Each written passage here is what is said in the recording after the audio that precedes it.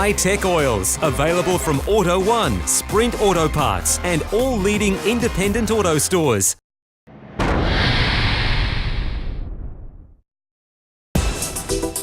The 2015 edition of the Australian Manufacturers Championship has been an evolving jigsaw puzzle. Every little piece added brings it closer to completion, and there have been plenty of pieces in this season's Showroom Showdown. There might be V8 power at the front of the field, but there's nothing like four-wheel drive turbo grip off the start line. Yeah, how's the start from Linton and Baird there? The big run down this massive long straight here at Sandown. And of course, this is where we go. Oh, bang of wheels. This is a 3-hour race. There was contact at the start early, and that forced the 33 Product car out wide. This was the big moment of the race. The brothers finding out the sand trap, and then the tyre was a big impact for the Sharons. The recovering number 18 Sharon BMW being towed in, but the tow car was in the way, and George Karadimas was trying to pit. Unfortunately, couldn't get to his pit bay. Yeah, this looked messy, and of course, Karadimas didn't want to break the pit lane speed limit to do this. Meanwhile, the biggest story of the race was the HSV. It continued to be a talking point, and a massive fire underneath the Gen F GTS. And Jeff Emery, who's doing double duty this weekend, got out of the car very quickly, but there was a huge fire underneath the rear half of this brand new car in its first ever race meeting. They red flagged the race, everyone went to pit lane, and the Marshals went back to back double victories in the Sandown 3-hour Classic, and the Melbourneians have really made this race their own. From sunny Sandown, the drivers and crews headed to a wintry Phillip Island for the Great Southern 4-hour, where drama was just around the corner. Four-wheel drive, Japanese turbo power beats HSV off the line. The big Aussie muscle car's got nothing in the drag race down towards turn 1 to the big four-wheel drive, but now it shoots past. There's the V8 power. Jim Policina takes the lead. This battle really raging now. The HSV is coming under some fire from the Evo. Goes down the inside. Rick Bates, great braking performance, gets it stopped and turn in and grabs the lead away.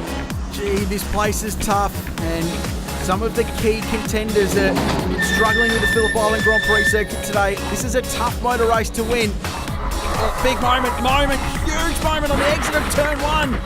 Hard into the barriers, Matt McKeldin. Monster crash. Final corner for Aaron Seaton and for Rick Bates. And team owner Bob Pearson, the Product team, get another one in the Great Southern 4-hour. Mitsubishi on top at Phillip Islands. And after Mitsubishi domination in the opening 2 rounds, BMW fought back with a comprehensive win for round 3 at Queensland Raceway. That's a great move by Sharon. The slightly lighter number 18 BMW 135i against the 1M driven by Berwick Linton. Class A versus Class B. Here goes the HSV. There's no substitute for cubic inches, and that is a perfect example. They've got this car handling well as well. Or dramas for the leader, that's the HSV off the road. So it's run wide on the exit of turn 3. And the HSV is off the road. More dramas for the big GDS. And who would have thought this simple layout, 6 corners, 3.1 Ks, would be such a car breaker, but it's proving to be that today. But the lead Product Evo limps into pit lane. Big moment, exit turn 2, one of the fastest corners on the racetrack. Gouchy behind the wheel of car 28. What's going on in pit lane? That's one of the Product cars limping down. Well, there's only one left in the race, so it must be Bob Pearson. So here's Grant Sharon, runs it wide, runs it very wide. It's been a faultless day so far, but is the game changing for the Sharon boys who've done such a good job so far? But it has been faultless from the moment it got on the racetrack. Queensland's Berwick Linton at Queensland Raceway does the AM Champ double. What a victory in round 3 of the Australian Manufacturers Championship.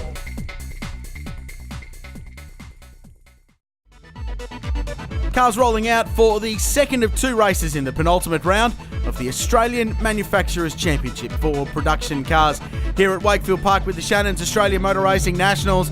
Once again at the front of the field, it's Mitsubishi versus a horde of very competitive BMWs, and then those inter-class battles throughout the field as well. An interesting race on Saturday, and some newcomers in the championship as well, or returning faces. Mark Eddy back in his brand new Audi TT RS.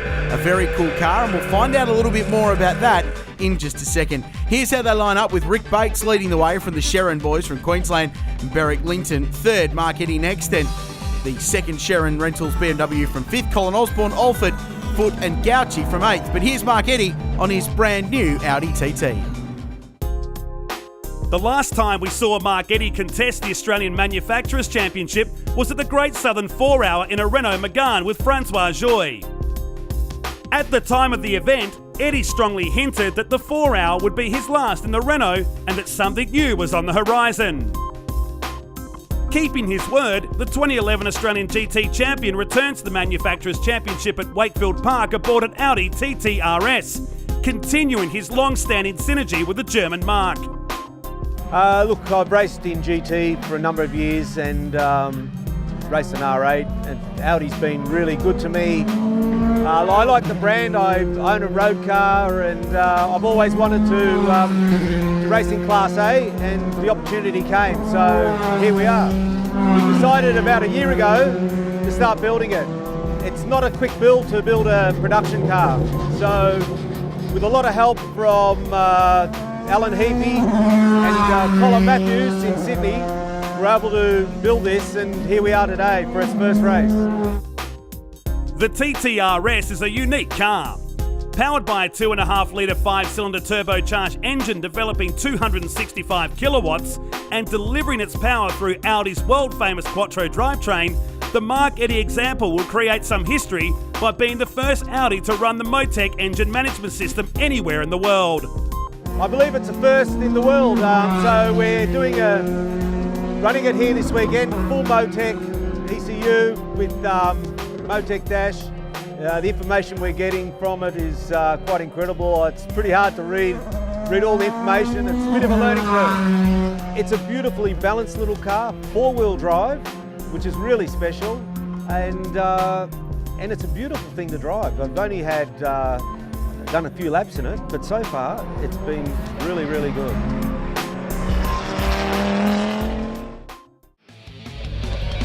The cool overcast conditions that the drivers face for race 2 would benefit nearly the entire field who were turbocharged. The only question that laid ahead of them was which one would prevail. The sole surviving product Evo 10 Lancer of Rick Bates utilised the all-wheel drive advantage to his benefit and got the perfect start as the lights went out. He romped away into the lead by turn 2 with a gaggle of BMWs hounding his tail as they went up the hill for the first time. So it's a strong start for the Mitsubishi, and in these slightly inclement conditions here at Wakefield Park will suit the 4-wheel drive grip the Evo 10's got. Here's Eddy.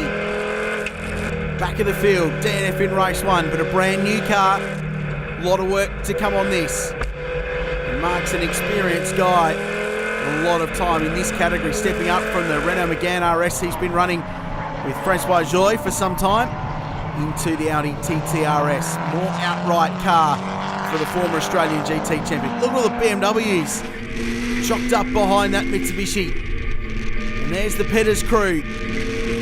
Great to see them back on the racetrack after an amazing build-up. Team Sherrin having their own inter-team battle. Orange car passes yellow, gets it done down the inside at turn 10. Really difficult conditions. It's been warm here all week. It's the coolest it's been, and just light mist around the circuit. Will work for the turbo cars, but it'll work for the 4-wheel drive as well. The two Sherrin team entries running line astern. The Donut King, BMW 1M behind. And promising stuff from Mark Eddy, who's looking racy early on. And he'll get great confidence at running with these BMWs, cars that can run right at the very front of this pack. And dicing with Tony Alford.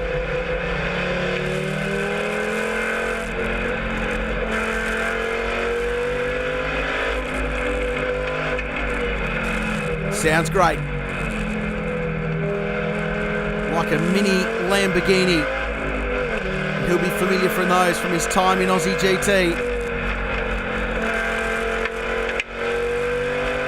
And already this car looking really racy with a very capable driver behind the wheel.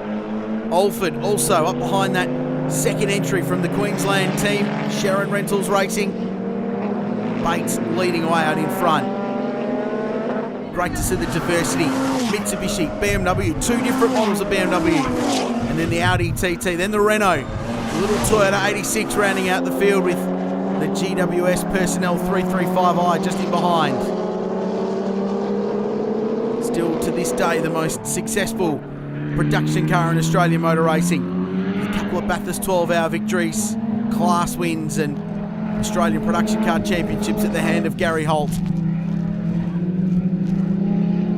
But the story early in this race is this pace shown by Mark Eddy, who's running very, very well at the back of these two BMWs. Tony Alford, Donut King racer, vastly experienced production cars and GT racer. Little Lotus he runs in GT, as with the Nissan GTR. The Sherrans looking strong. Can these two finally crack it for an outright victory? You'd think if there's going to be a track where they could do it, Wakefield Park would be it. Strong start for the BMW. The positions would remain unchanged for the first 9 laps of the race before drama struck the Donut King BMW of Tony Alford. He was sitting comfortably in the top 5 and fell to 9th when he pitted on lap 10 for emergency surgery under the hood of the 1M. Oh, look, unfortunately, one of the seals has gone on the fuel injector that goes into the cylinder, so it was leaking combustion and the car had a misfire. So just put a new injector in it, get him back out there and do what we can. Meanwhile, the Pettis Racing Toyota 86 pitted early on lap 15 with Grant Phillips taking over driving duties from Andrew Turpey, who started the race. It had been a tumultuous lead-up for the Bendigo-based outfit, and despite retiring from race 1 on Saturday, they were just happy to be out there. Yeah, it was a little bit. We thought we would go out and we had a few dramas yesterday, so that was always part of the plan, is to try and distance ourselves. We have a bit of trouble getting past that Class C car and keeping up because there's a bit of a horsepower difference, even though we've got advantage under brakes. And I think we can make up some track position by separating ourselves on the track. So we were hoping for an early safety car, but that's never always, they never come when you need them. So we thought we'd take the opportunity and pit now while we can and get Grant out there. As the Pettis Toyota resumed the race, the Donut King BMW was going no further. The fuel injection issues continued to dog Alford, and the team called him in to retire a few laps later. With Alford out of the picture, the battle for the top dog in BMW land was intensifying between the Alfira 1M of Berwick Linton and the number 18 Sharon Rentals 135i. Well, this is a good fight. It's for track position between two slightly different spec BMWs. The M135i Penguin on the dashboard from the Sherrans. It's not the most Queensland thing you've ever seen from a Queensland race team. But they're dicing with the Bruce Linton BMW entry out in front. Berwick Linton, one of the stalwarts of production car racing. Successful weekend at Queensland. This is for second place, down the inside. The orange BMW gets the job done, and that's a good pass. They just check up mid-corner, and Berwick has to pull wide, and Sharon goes through and grabs the spot. So a key fight between the two BMWs. It's been a great comeback in the second half of the season for Berwick Linton. Big crash from his co-driver Matt McKeldin at Phillip Island in the Great Southern 4-hour. Badly damaged this car, but they got it fixed and back on the road at Queensland Raceway in the fight in the night. And this is textbook Wakefield Park overtaking down the inside, turn 10. Just a little check up mid-corner, as I said. Set elbow the car wide, and that's a nice move. Sharon got the job done, and this is it from the perspective of the 135i BMW. It's a good pass. The battle of the BMWs as Rick Bates continues to lead, and a friendly wave as well. Nicely done, Mr. Sharon. Shortly after, Sharon passed Linton for second. The Sharon BMW would inherit the race lead when Bates pitted on lap 60. Bates would drop to third on the road, but was in prime place to retake the lead once the BMW pair would make their pit stops. Grant Sharon pitted on lap 62 and handed the car to brother Ian to finish the race, whilst Linton would pit the Alfira 1M 1 lap later, effectively handing the lead back to the product Evo Lancer. With Jake Camilleri not contesting race 2, Colin Osborne had everything to gain and nothing to lose as the sole entry in Class C. the Renault Megane was faultless en route to a 7th place finish. The Audi TT RS of Mark Eddy had a trouble-free run as it cruised on to finish 4th overall and 3rd in Class A. With more development time, don't be surprised to see the Audi at the front of the field. But race 2 was all about Rick Bates. The Canberra driver led all but 2 laps of the 90-lap race and was a clear lap ahead of his opposition as he charged on to race victory. Well, this has been a dominant performance from Rick Bates and the Product Racing team, down to the 1 car. Dramas with the second entry early in the weekend. They pulled the pin on that. Focus on Rick and make sure he can bring it home. And what about doing it at Wakefield Park as well? Very much a home round for the Bates family.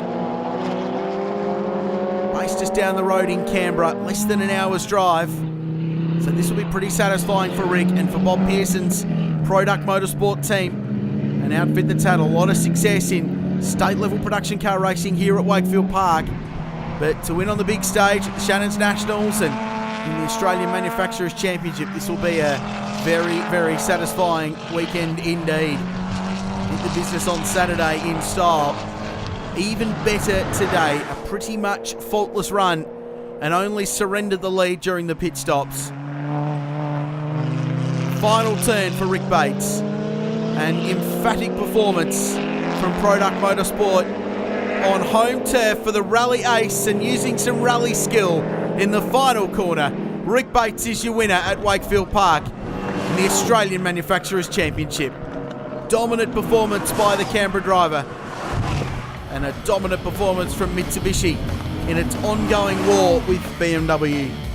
The Sherrans home second, Linton third, and a great debut for Mark Eddy. He finishes 4th in the Network Clothing Audi TT RS. We thought the car would be good here, which obviously it was. They did a good job on the preparation, ran perfectly all weekend, and 2 great wins, and you can't get much better.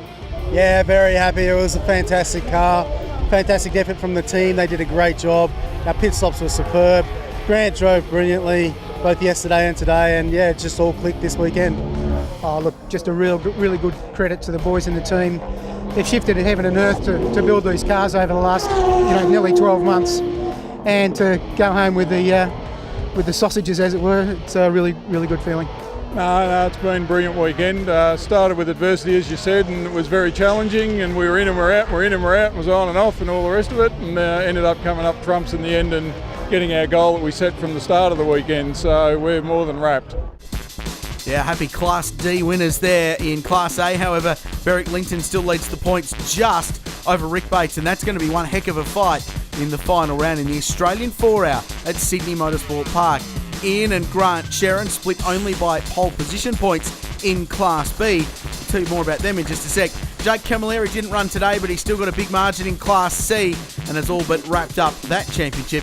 And it's all Team Petters in Class D in their Toyota 86. But this will be the fight going into the final round. Just a few points between Grant and Ian Sherran, with Berwick Linton in third, still very much in the mix. Can the Sherran boys finally win an outright championship in a Class B car? It sure looks that way at the moment. A great weekend of racing here at the Shannon's Australian Motor Racing Nationals at Wakefield Park. If you want to see more and learn more about the championship, head to thenationals.com.au. There you'll find all the information about our next round at Sydney Motorsport Park in November. Until then, on behalf of our entire team, it's goodbye from Wakefield Park and the Shannon's Nationals.